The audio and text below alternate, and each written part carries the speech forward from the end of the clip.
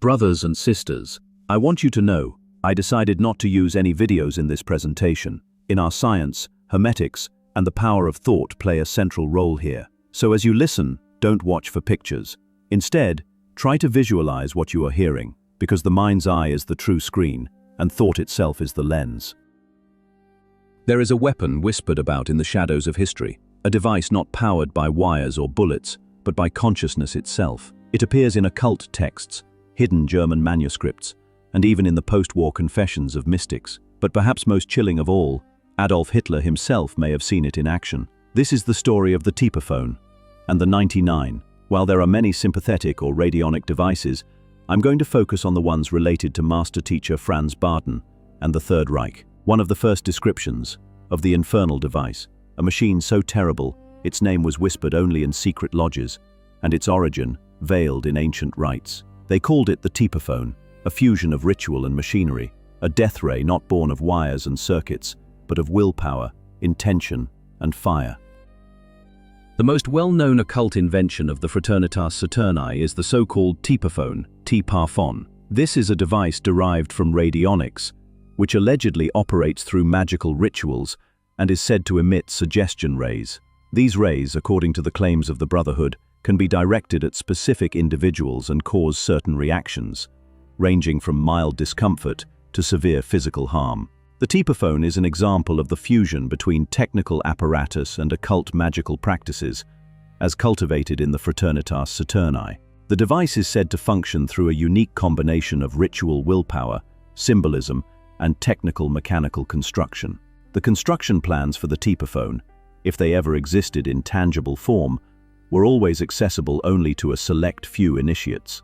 It is handed down that the use of the Tepaphone involves a witness image, Zeugungsbild, of the target person, such as a hair, a photograph, or a personal object. This image is then combined with a magically charged condenser, and by igniting a special lamp within the device, the occult effect is said to be triggered. Critics view the Tepaphone as a typical example of technological myth elevated by occult thinking. Others, however, fear it is a dangerous magical weapon. Each lodge of the F.O.G.C was composed of 99 human initiates, one demonium seat, always left empty but spiritually occupied. That seat? It belonged to the demon they served. And this wasn't just one lodge. There were 99 lodges worldwide, each aligned with a specific demonic force. At the top of this global pyramid, Lucifer or Satan, depending on which rite you read, the adversarial power, the source of forbidden knowledge, the demonium prime. The four main demons of the 99 lodge: demon, domain, influence area, Barzabel, Mars, war, bloodshed, military conquest, Astaroth, Venus/Mercury, seduction, secrets, intelligence, Belial, earth, politics, power, corruption, Asmodee, Venus, lust, obsession, sexual domination, the goal, control through war, sex, politics, and intelligence. Rituals weren't metaphorical.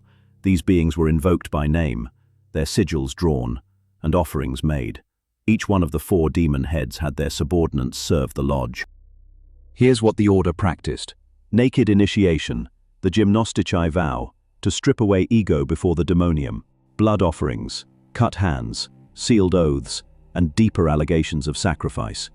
Sexual rites, for power exchange, inspired by Asmodee and Astaroth. Planetary sorcery, especially under Mars and Saturn alignments. Demon binding, not for protection, for domination. The lodge temple was built for one thing: spiritual subjugation. Described features: Mars altar at the center, red stone or iron-based demonium circle, reserved for spirit contact only. Floor glyphs, planetary, infernal, and Kabbalistic symbols. Invocation tools, staffs, blades, binding cords. Each of the 99 global F.O.G.C lodges served a demon, but all reported to a single infernal chain of command. At the top, Lucifer, or Satan, held the Primarch seat, the highest demonium, the real head of the order. Each lodge's demon acted like a regional governor. Together they formed a web of occult influence across continents, politics, war, sex, and thought. Frabato the magician, page, 30 to 31, 1982. After a short discussion, the secretary went to the equipment room for an apparatus which they called Tepaphone. This device was placed into the middle of the room. It was a magic ray machine which could emit death rays over any distance and presented the strongest weapon of the F.O.G.C. Lodge, their top secret. If the picture or mumia of a human being or an animal was placed into the focus of its rays, not only their physical but also their astral bodies were affected. Material of any kind could be destroyed by this instrument, over any distance or range. Furthermore, it served for the wireless transmission of energy, which is something even modern science can only dream about. Apart from this, any sort of idea could be transmitted by it. Finally, it was possible to evoke poisoning and nervous diseases by this device, which would remain a riddle to the medical schools. A picture or a personal object was usually enough to get into contact with the person that was to be influenced. Distance did not make any difference. Since Frabato was well known in public, his photo being published in newspapers from time to time, it was easy for the F.O.G.C. Lodge to get a picture of him for this purpose. The Grand Master now fixed Frabato's photo to the ray focus of the Tepaphone and set the fuel, a specially prepared mixture of alcohol, on fire. At the same time, the other brethren formed a magic circle round the apparatus in order to intensify the element of fire on the physical plane by combat telepathy. The black magicians usually resorted to this method of destruction in such cases where the victim had great occult faculties. The Tepaphone was also frequently used for executions within the lodge. So far, the apparatus had always fully served its purpose. The physician's diagnosis would always be heart failure. I also have in my possession a manuscript from the early 1920s. It's written entirely in German. I've actually had it for nearly 10 years, but until now, I had no way to properly translate it. Back then, it would have cost a fortune to decode it using traditional means, but with the advent of AI, I'm finally able to read it. So far, I've only been able to examine the first 8 pages, and already, within those few pages, it describes a device that works eerily similar to the Tepaphone. From what I've seen so far, the lodge responsible for this material, it's dark, very dark. I won't even print the construction of the device. I can't.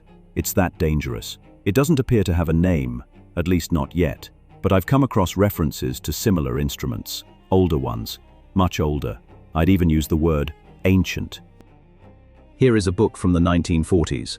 We'll call the author Mr. X. According to the man we call Mr. X, Hitler invited him to Adlerhorst, the Eagle's Nest, and revealed a series of rooms known as the Chamber of Stars. One hall contained a planetarium staffed by astrologers working around the clock, 7 days a week. But another room was different.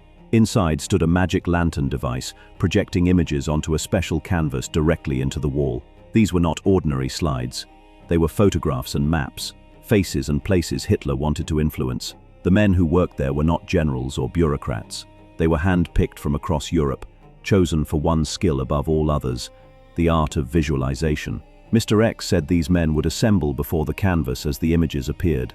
They fixed their gaze, repeated phrases, and concentrated with unwavering intensity. Their purpose, he claimed, was to make whatever the device projected, whatever face, whatever place appeared on that wall, manifest into reality. And in the witness's words, this was no empty ritual. He believed it was how entire nations began to fall. Now I know what you're thinking. Why even mention it? If I'm not going to say the name of the German manuscript, or the book featuring Mr. X, or explain the construction of the device, here's my answer. The master teacher already hid the same type of device in his works, so the fact that people are still guessing, speculating, twisting details, and even falsifying information, that shows me something very simple. No one really wants to genuinely know, because if they did, they'd take the time to sit down, read, and decipher what the master teacher actually wrote. If you did that, you'd find it. Plain and simple. The books are there. But instead, most people want things the easy way. They want the cake, but they don't want to grow the wheat. They don't want to plant the sugarcane, tend to the crops, harvest them, grind them, mix the ingredients, and actually bake the cake. They just show up when the cake is ready, looking for a slice. And this isn't me picking on anyone. It's just an analogy, because that's how it works with anything you want to be proficient in. The old sciences are no different. With that being said, let's take a look at what Frabato actually says. Frabato the Magician, page 30 to 31, 1982, First English. After a short discussion, the secretary went to the equipment room for an apparatus which they called Tepaphone. This device was placed into the middle of the room. It was a magic ray machine which could emit death rays over any distance and presented the strongest weapon of the F.O.G.C lodge, their top secret. If the picture or mumia of a human being or an animal was placed into the focus of its rays, not only their physical but also their astral bodies were affected. Material of any kind could be destroyed by this instrument, over any distance or range. Furthermore, it served for the wireless transmission of energy, which is something even modern science can only dream about. Apart from this, any sort of idea could be transmitted by it. Finally, it was possible to evoke poisoning and nervous diseases by this device, which would remain a riddle to the medical schools. A picture or a personal object was usually enough to get into contact with the person that was to be influenced.